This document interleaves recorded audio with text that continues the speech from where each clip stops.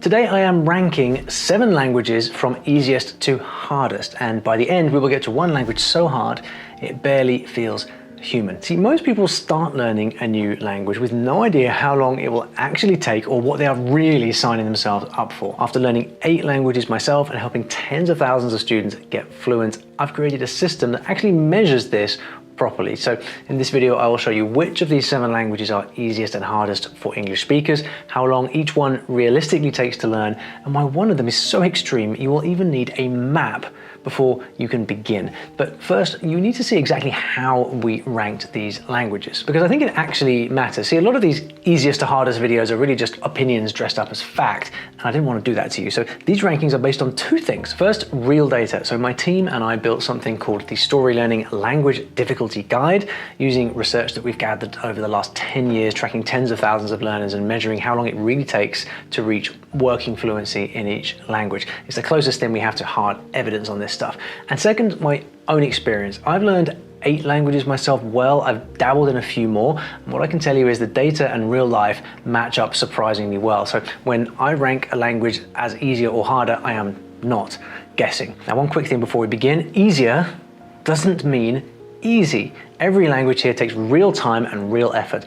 Some just reward you much sooner than others, and knowing which is which, well, that's the whole point of this video. And if you want your own quick reference handy, I've put all of this into my free language difficulty guide. It's just 2 pages. You can see at a glance roughly how many hours it takes to learn different languages, but it also shows the connection between different languages, and this is what makes it unique. So you can see that if you are learning one language, can that help you learn another language based on the similarities between those languages? It's really great for unlocking faster language learning paths. So if you are choosing your next language, it takes all the guesswork out. You can get this free by scanning the QR code on the screen or grabbing the link in the description. So let's get to it. And I want to start with a language that I genuinely think is one of the best kept secrets in language learning. Det jeg synes typisk norsk først og fremst naturen som finnes I Norge. Now, I know you might be thinking, Olly, a Scandinavian language? Come on. But hear me out, because Norwegian is one of those languages that looks harder than it actually is, and there are some great reasons to learn it. Did you know that Norway is essentially the world's emergency backup drive? Yep. Deep inside its mountains, they've built these vaults to store the planet's most critical data and every crop seed known to man. And if things ever go wrong, this is one of the places the world turns to. So all I'm going to say is, they might speak English, but I'd rather know their language on D-Day. Now, on my difficulty scale, Norwegian sits in the easiest tier, which means if you show up consistently, you can hold real conversations in about 6 months. Yep, 6 months for a Scandinavian language. People always seem pretty shocked by that. Don't know why. Blame the Viking movies, I guess. But compared with something like Russian, that's a quarter of the time. And when you start learning it, you feel that straight away. The word order is the same as English, and a huge chunk of those words look a heck of a lot like English too. The grammar is super relaxed, none of that intense stuff that's coming further down this particular list. And here's something to make you smile. In most languages, you've got all these different verb endings depending on who's doing the action. You know, I am, you are, he is. Even English does this. In Norwegian, there's just one. We use it for so many things. Jeg okay, learn to use Du you are. Learn in different forms and with different personal pronouns. Han full, he's drunk. There is one little thing worth knowing about. Norwegian has something called pitch accent, where the rise and fall of your voice can change a word's meaning slightly. It's actually one of the most endearing features of a language, I think. It's a little bit like how in English we might say invalid versus invalid. Different word, it's the same word, different meaning, right? And this is word stress, not pitch accent. It's a little bit, but it gives you an idea of what pitch accent actually is. Same word, different music. You'll pick it up faster than you think. Oh, and my favorite bonus, learn Norwegian and Swedish and Danish come along almost for free because they can all understand each other. So 3 languages for the price of 1, not bad at all. My ranking for Norwegian, definitely on the easy side. Right, next up is the language you've been meaning to learn your whole life and haven't. Qué guay. Para hablar durante 1 hora, ¿eh? Pero nos va a faltar Nos tiempo va a faltar para hablar. tiempo porque hablamos mucho. Sí. Now, let's be honest, if you grew up in the USA, this one has been right there since you were a kid. On the radio, on the menu, in the conversation in the garden next door, and somehow it's still not your language. Not judging here, a lot of Americans I speak to actually have a bit of a thing about Spanish. School put them off mostly, and now there's this weird guilt about not speaking it. But here's the thing, Spanish is not a language you learn for other people.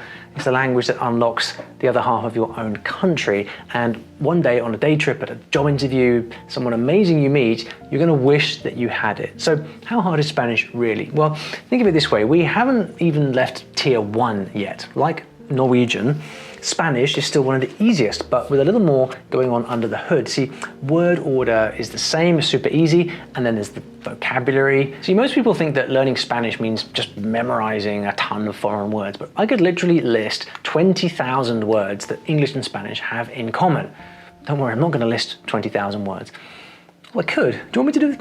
I'll save that for another time. Now look, grammar-wise, here's where it steps up a bit from Norwegian, because Spanish has 2 genders, masculine and feminine, and unlike Norwegian, the verbs do change depending on who's speaking. But the patterns are clear, it becomes intuitive pretty quickly once you know them. The one thing that does often take time for people is the rolled R. You know what I mean, it's hard. Mine arrived on the street in Madrid after 2 years of trying. I was trying to roll my R for 2 years, and then completely out of nowhere, it just came out one day. Yours will too, so just keep at it. And honestly, give Spanish 30 to 60 minutes a day. Don't skip any days, no excuses. You'll be having real conversations inside of 3 months. Push that to 3 hours a day, and you're looking at B2, upper intermediate, in 6 to 9 months. Full fluency is closer to a year, but you'll feel the progress from week 1, and that feeling is what keeps you going. Ranking for Spanish? Easy. Next up is the language that started everything for me personally, and I mean that literally. Par exemple, si tu veux te mettre au yoga ou je sais pas, à la marche à pied, tu peux essayer de marcher tous les jours déjà 5 minutes par jour. Absolument, oui, Et c'est des cycles comme ça de 3 semaines. De cette façon-là, ça devient un automatisme pour notre cerveau. I was 19 years old, freshly heartbroken, and I ran away to Paris. I had no plan whatsoever, and what happened there changed the entire direction of my life. The languages, the books, this YouTube channel, all of it. So I have a soft spot for French that I can't really explain. I just know what it did to me. There's something about French that gets under your skin, you know. Maybe it's Paris, maybe it's the food or the films or just the sound of it. Oui, mais non, parce que là, tu te détends, tu oublies le travail et tu regardes autour de toi parce que l'homme de ta vie est peut-être là. Whatever it is, if French is pulling at you, just lean into it. So how does French actually work? Because here's the thing about French. On paper, it looks very approachable. The alphabet is the same as ours. There's a mountain of shared vocabulary.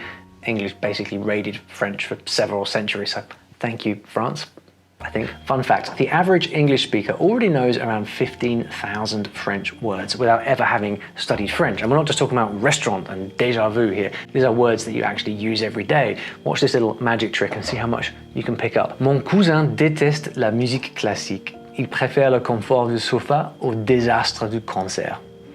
Very random, but get my point? You pick up some of that? Where it gets tricky is the pronunciation, as you might have guessed when I just tried to say all of that. And a lot of people hear French and think, man, I can't sound like that. But here's the thing, the sounds are learnable and better than how I can do it as well. Biggest thing is French has got nasal vowels. You've kind of got to practice these sounds you probably recognize from French, and the spelling is notoriously different from how the words actually sound. 20, 20, 20, 20. The fix is to listen to loads of native speakers before you ever try to speak. That's what I did in Paris, more or less accidentally.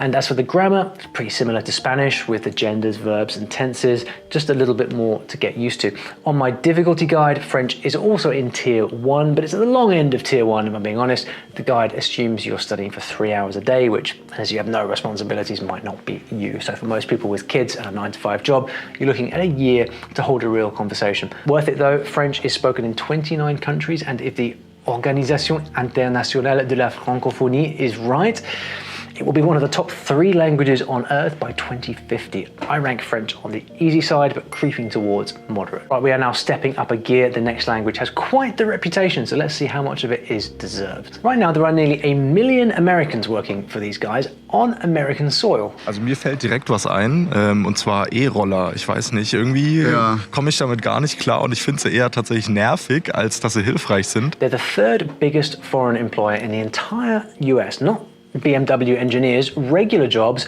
all across the country. And if you can speak German, your salary also gets more interesting. So how hard is German actually? Because German has a reputation for being a bit on the gruff side.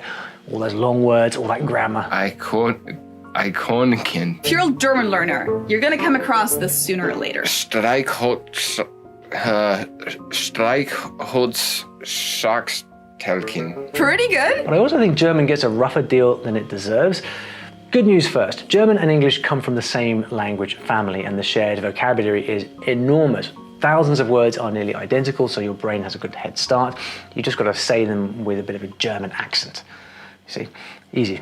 And pronunciation is logical. What you see is what you say, and coming straight from French, that's an absolute walk in the park. Oh, and I love this part. When German needs a new word, it just glues old words together, and the results can be genius. So this is a wire, no, Draht. And we have here a donkey, Esel.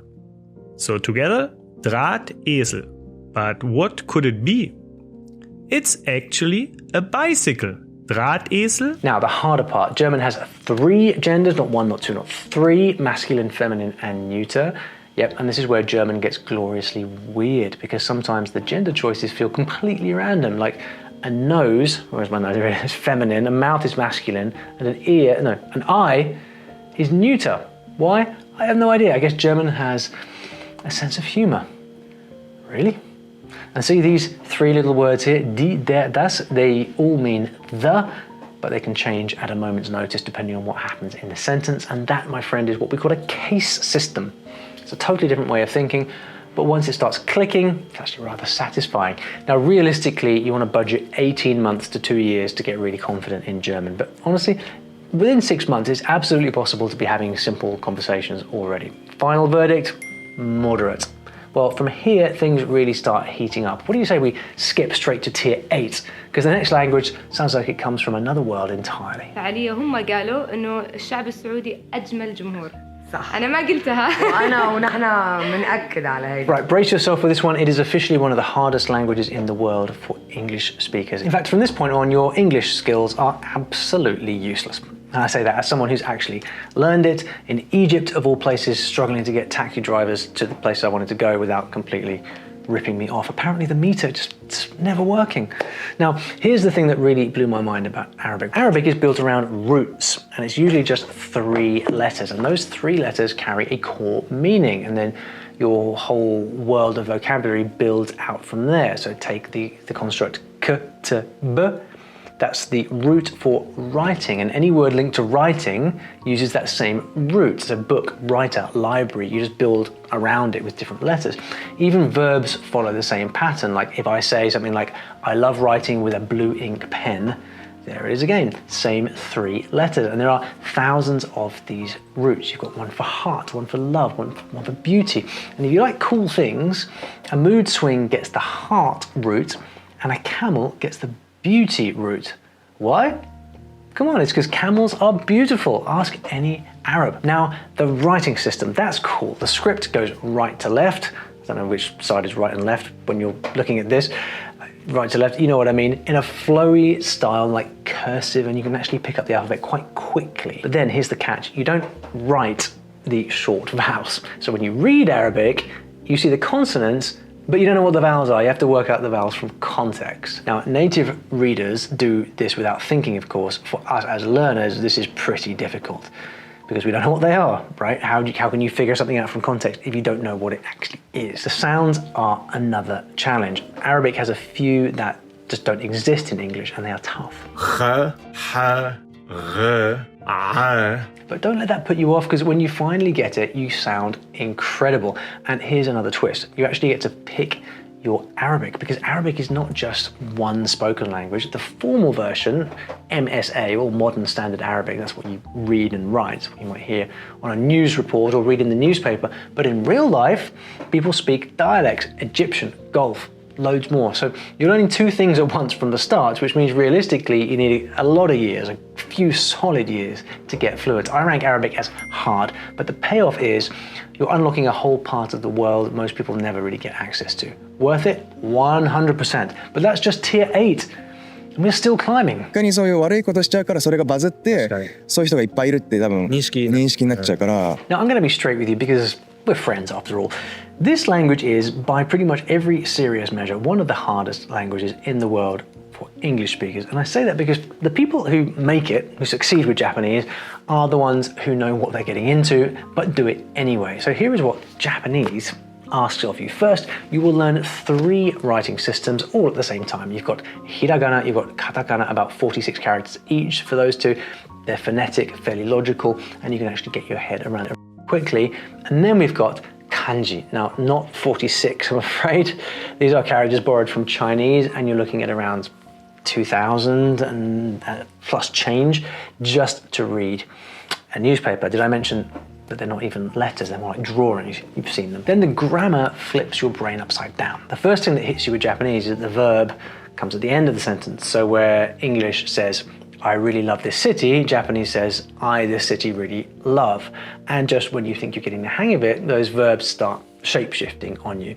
So you pick any random verb like nigeru, meaning to escape. That one little word can suddenly grow into make someone escape, and then can't be forced to make someone escape, and somehow it's all still one word. And here's something that has no equivalent in English. Japanese has an entire built-in politeness system called keigo. Different words, different verb forms depending on whether you're talking to a friend, a stranger, a boss. It's not even just manners, it's the literal grammar. ご遠慮ください or お控えください less polite. やめていただけますか semi-formalish. やめてください casually.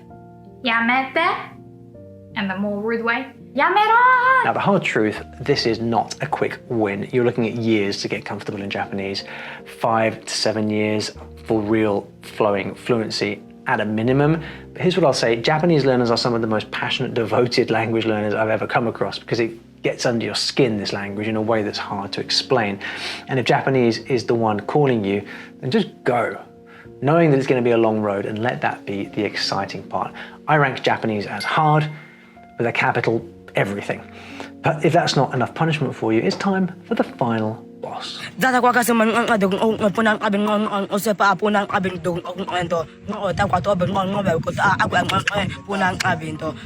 promised you an impossible language, and here it is. It's so unique, there's no other language like it on earth. Not even the click languages of Southern Africa are related. It's the Hadza language of Tanzania in East Africa. One of the last true hunter-gatherer languages still alive. And, well, it is fascinating. What